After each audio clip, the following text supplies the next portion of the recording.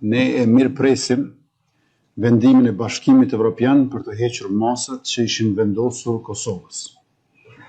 Ato ishin të padrejta që në ditën e parë, sepse së pari institucionet e Republikës Kosovës nuk ishin shkaktare të eskalimit të situatës në 4 komunat në veri të vendit tonë, dhe së dyti, sepse deeskalimi i situatës ishte pikërisht merit e institucioneve të Republikës së Kosovës. Ndërkohë, Republika e Kosovës dhe institucionet e saj u bën cak i sulmeve terroriste, prej të cilave 2 me pasoja të rënda. Ai në Banjës të Zveçanit me 24 shtator të vitit 2023, ku mbeti i vrarë rreshteri policor heroi ynë Afrim Bunjaku, dhe tjetri në kanalin Ibër Lepens në Varak të Zubin Potokut me 29 nëntor 2024, që synonte dëmtimin e pariparueshëm të infrastrukturës kritike. Për të 2 këto sulme tashmë ka aktakuza të ngritura.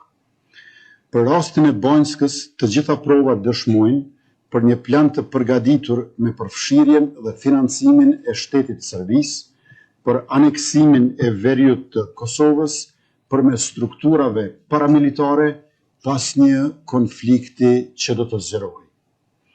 Po të mos ishin vendimet në kohë dhe reagimi i shpejt e profesional i njësive tona speciale të policisë, mëngjesi 24 shtatorit të vitit 2023 do të na zbardhte një realitet krejtësisht tjetër në terren. Ndërkaq për sulmin mbi kanalin Ibër Lepens, provat e grumbulluara dhe informacionet rreth të arrestuarve gjithashtu konfirmojnë përfshirjen e strukturave ilegale të Serbisë dhe vetë shtetit të Serbisë.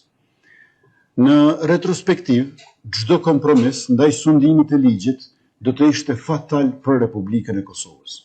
Situata e qetë, lëvizja e lirshme dhe funksionimi i institucioneve të shtetit në veriun e Kosovës është pikërisht sepse ka triumfuar sundimi i ligjit dhe rendi publik.